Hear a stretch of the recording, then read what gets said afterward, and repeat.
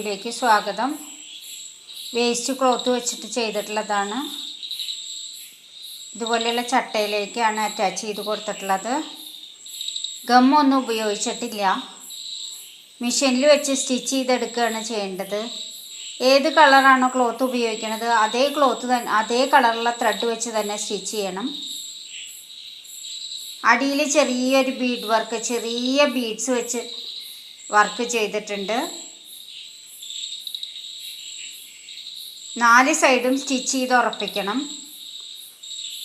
പുറകിലേക്കും വേണം. പുറകിൽ ഇതേപോലെ കൈ കൊണ്ട് സ്റ്റിച്ച് ചെയ്ത് ശരിയാക്കണം. കണ്ടോ, പുറകു വശം നമ്മൾ കൈ കൊണ്ട് നൂല് കൊണ്ട് തുന്നി കൊടുക്കണം.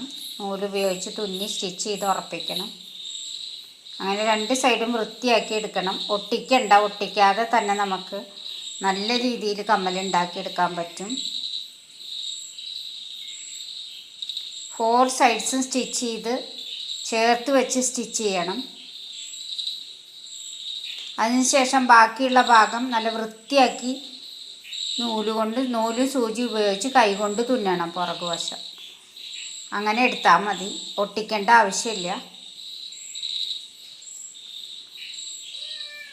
വേസ്റ്റ് ക്ലോത്ത് ഉപയോഗിച്ചാണ് ചെയ്തിട്ടുള്ളത്.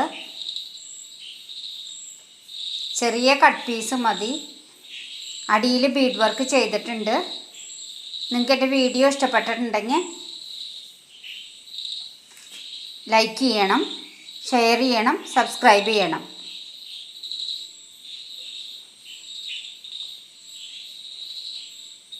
കട്ടിയുള്ള ക്ലോത്താണ് വെക്കണമെന്നുണ്ടെങ്കിൽ കട്ടി കൂടിയ ചട്ടയിൽ വെക്കണം.